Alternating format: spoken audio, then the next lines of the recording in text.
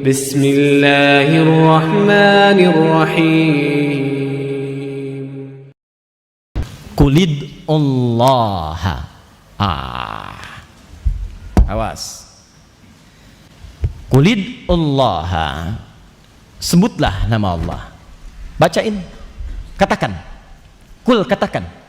Allah, Allah, Allah, Allah, Allah. Awir Rahman, Ar-Rahman, Ar-Rahman, Ar-Rahman, Ar-Rahman. Ayyamma tad'u, setiap Anda ingin memohon, menyebut namanya, atau Anda boleh rangkai itu dengan Al-Asma'ul Husna. Falahul Asma'ul Husna. Allahu Rahmanur Rahimul Malikul Quddusus Salamul Mu'min, dan seterusnya. Jadi kalau Anda ingin membangun hubungan kedekatan dengan Allah, sebutlah nama-nama Allah, khususnya terkait dengan kebutuhan-kebutuhan Anda. Misal, besok Anda mau ujian, ada kesulitan, ingin dilepaskan dari kesulitan itu. Anda mau ada pekerjaan, tugas, proyek, ingin diberikan kemudahan di dalamnya, sebutlah nama Allah, bangun hubungan baik dengan Allah. Dan sebut namanya yang memudahkan Anda saat menjalani aktivitas itu. Ya Allah ya Al-Fattah, ya Allah ya Al-Fattah, ya Allah ya Al-Fattah, iftah li abwabal khair. Allahumma ya Al-Fattah, ya Al-Fattah, ya Al-Fattah, ya Al-Fattah, ya Al-Fattah. Allahumma ya Al-Fattah. Perintah Quran. Rizki mau dicari besok, pengen mudah, sebut namanya. Qulid Allah, sebut sifatnya Razzaq. Nama terbaiknya Allahumma ya Razzaq, ya Allah ya Razzaq, ya Allah ya Razzaq, ya Allah ya Razzaq. Pertengahan malam setelah tahajud minta Allahumma ya Razzaq, Allahumma ya Razzaq, Allahumma ya Razzaq, urzuqni ya Allah rizqan halalan thayyibah. Allahumma arzuqni rizqan halalan thayyibah. Allahumma ya Razzaq, ya Razzaq, ya Razzaq, ya Razzaq, ya Razzaq. Paham? Thayyib. Bikin mihrab. Saya bahagia sekali 2 hari lalu saya dapat kiriman kabar dari Australia. Di antara sahabat kita kami ajarkan, Ustaz, qadarullah, kami sudah berumah tangga, terus Allah kemudian memberikan kami karunia, Masya Allah, Alhamdulillah, kami senang itu semua. Hanya sampai sekarang Allah belum titipkan kami keturunan. Bagaimana Ustaz? Gak apa-apa, jangan kena antum. Nabi Zakaria aja pernah begitu. Itu Nabi, antum bukan Nabi. Dan beliau tidak mengeluh, masa antum mengeluh? Tapi ada satu bacaan dalam Al-Quran, amalkan ini. Bikin mihrab, seperti Nabi Zakaria berdoa di mihrab. Antum bikin, terus amalkan bacaan ini. Ayatnya, terus lakukan dalam sholat. Karena sholat termasuk bagian dari zikir. Quran surah ke-20 ayat ke-14. Innani anallahu la ilaha illa ana fa'budni wa aqimis sholata li dzikri. Zikir. Begitu bikin mihrab, ya berdoa, bacain, sebut, minta dengan benar, dengan tulus, dengan sebetul-betulnya. Apa yang terjadi? Kemarin tiba-tiba kasih kabar, Ustaz, Masya Allah, Alhamdulillah, ternyata si fulana sudah hamil. Nah, setelah 8 tahun menunggu, 8 tahun, minta.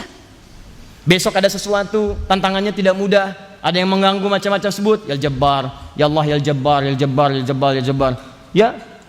Atau sebut langsung namanya dengan kalimat yang dahsyat. Ada amalannya. Buka Quran surah ke-21 ayat 87 sampai 88. Jadi kalau Anda sedang ada dalam pekerjaan, diganggu, bahkan ada ancaman, bahkan mungkin ada yang menyakiti, ada yang macam-macam, amalkan amalan ini. Amalkan. Wa dhannuni idh dhahaba mughadiba. Awas.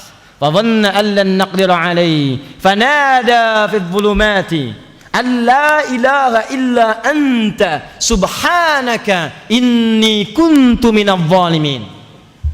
La ilaha illa anta subhanaka inni kuntu minadh dhalimin. La ilaha illa anta, zikrut tauhid, zikrullahil mubashir yang tadi saya sebutkan.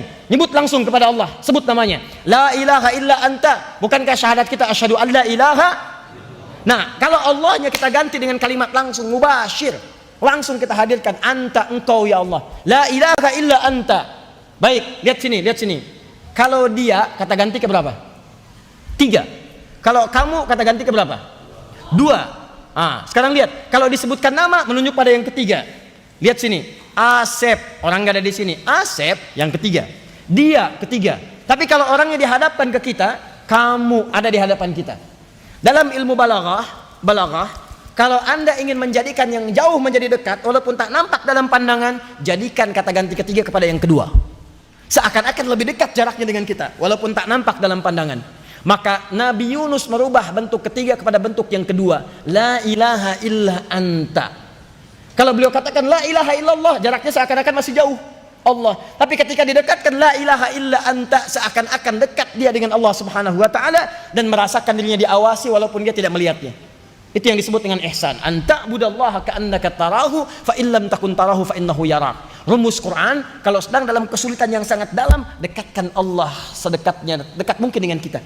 Katakan, ya Allah, Engkau la ilaha illa anta, zikrut tauhid. Ya Allah, aku udah sampai saat ini senantiasa menancapkan keyakinan dalam jiwaku bahwa Engkau lah Rabbku, Tuhanku. Aku tidak menyembah yang lain. Aku hanya memuliakanmu. Engkau yang merawatku, Engkau yang mengampuniku, Engkau yang memberikan segala kebutuhan kepadaku, Engkau menghidupkanku atau Engkau wafatkan aku saat ini, ya Allah. Subhanaka inni kuntu minadh dhalimin.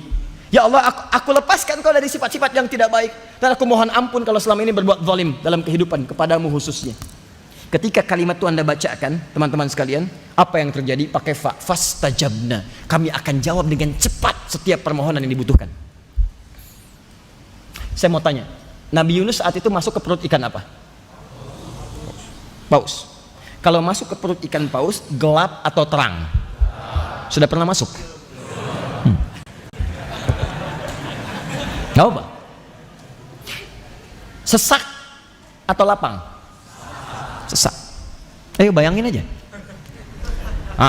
Terus sempit atau luas? Sempit. Nabi Yunus masuk ke perut ikan paus. Tapi begitu ditolong oleh Allah, redaksi Al-Qur'annya bukan mengatakan kami keluarkan dia dari perut ikan paus, bukan. Kalimat Qur'annya fanajjainahu minal ghammi. Ghammi. Apa itu ghammun? Ghammun bukan paus. Apa? Bukan paus. Ghammun itu asalnya awan gelap yang menutupi atau mendung yang menyelimuti. Kalau mendungnya itu bagus, menjaga dari sengatan matahari, disebut dengan ghamam. Ghamamun. Ya, Quran surah kedua Al-Baqarah ayat 57, paling kiri sebelah bawah. Wa dhallalna 'alaikumul ghamama wa anzalna 'alaikumul manna wassalwa. Wa dhallalna 'alaikumul ghamam. Kami jadikan awan-awan ini terlihat mendung padahal jadi payung yang melindungi. Ya, di dulu umat-umat Yahudi masa lalu gitu kan. Saking diinginkannya oleh Allah, kamu udah dekat dengan kula, jangan banyak maksiat, aku kirimkan banyak kenikmatan. Kalau jalan kemana-mana panas terik dilindungi oleh awan supaya enak, tenang. Kalau pengen makanan gak usah nyari kemana-mana, dekat, tinggal ambil. Masih maksiat juga. Nah, ghamam. Tapi kalau awan gelapnya yang menutupi kita, seakan-akan bukan masalah melindungi dari sengatan, bukan, tapi membuat kita itu serasa gelap dalam kehidupan. Persis seperti antum ingin mendapati hujan yang sangat lebat dengan kilat yang menyambar-nyambar, bukankah awalnya ada gelap dulu? Gelap. Nah, saya tanya pada antum, kalau sedang perasaan seperti itu, lihat keluar gelap seperti mau hujan, ada halilintar, perasaan hati antum gelisah tidak? Gelisah. Nah, gham itu bukan sekedar peristiwa alam, tapi juga menunjuk pada satu persoalan yang membuat keadaan kita gelap sehingga susah bergerak. Ada orang yang mengalami sebuah kejadian, punya persoalan, walaupun tidak masuk ke perut ikan paus, tapi seakan-akan berada di dalamnya. Dia tidak masuk ke perut ikan paus, teman, proyeknya diambil orang. Dia yang ikut tender, dia ikut segalanya, tiba-tiba proyek diambil orang. Begitu dia ambil, gelap rasanya. Mau melangkah susah, dada jadi sesak, pengen diinfus, datang ke rumah sakit. Udah nyiapin, mau lamar, siapkan kata-kata yang paling indah. Bahkan mau datang ke bapak mertua, kalimatnya udah dirangkai. Ilahi lastu firdausil ahla walaku ala nari jahimi fabli bitaubat wa fil dzunubi fa innaka ghafirudz dzambil adzimi. Duhai bapak mertua, aku bukan memang seorang ahli dari keluargamu yang seperti surga firdaus ini, tapi aku enggak kuat kalau berpisah dengan putrimu seperti masuk ke dalam neraka jahanam. Aku yakin aku pun banyak kekurangan, maka aku yakin bapak-bapak yang bijak tutupi semua kekurangan aku ini. Bikin status. Ditulis. Udah siap-siap dirangkai semuanya. Begitu nyampe ke sana, keduluan dilamar orang. Pulang jas jadi acak adut, ya, penampilan berubah, kusut, lemas, makan gak mau, jalanan seperti gelap padahal terang. Kamu kenapa? Hancur hatiku. Hancur. Muncul lagu jadi macam-macam dan sebagainya. Dia teman-teman sekalian, maaf ya, itu disebut gham namanya. Gham. Ada anak gham. Ada anak gagal ujian sampai gelap mata, gelap macam-macam, melangkah susah, gham namanya. Indahnya begini, ini Nabi Yunus masuknya ke perut ikan paus, tapi ketika mengamalkan amalan, oleh Quran dikatakan, siapa yang mengamalkan amalan ini kami bebaskan dari awan gelap yang menutupi. Tidak harus masuk ke perut ikan paus. Mungkin Anda punya persoalan yang rasanya seperti itu, sesak dadanya, gak enak hatinya, keadaan gak nyaman, seakan-akan berada dalam himpitan dan sebagainya. Amalkan amalan ini. Makanya di ujung ayatnya ditutup dengan kalimat yang sangat indah. Apakah cuma Dzannun Nabi Yunus yang mendapatkan keistimewaan itu? Kalla. Ketika ditanya seperti itu, maka apa jawabannya? Apakah Anda tidak memperhatikan ujung ayatnya ketika Allah berfirman, wa kadzalika nunjil mu'minin.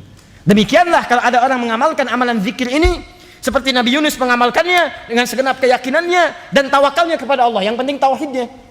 Dan dia amalkan la ilaha illa anta subhanaka inni kuntu minadh dhalimin. Wan nada menyeru dengan penuh harap. Dengan kalimat yang lembut. La ilaha illa anta subhanaka inni kuntu minadh dhalimin. La ilaha illa anta subhanaka inni kuntu minadh dhalimin. La ilaha illa anta subhanaka inni kuntu minadh dhalimin. La ilaha illa anta, nangis sampai merasa sering zalim, sering macam-macam, nangis. Semua ketika air matanya mengalir, maka dengan jatuhnya air mata itu rahmat Allah diturunkan kepada Anda. Selesai persoalan.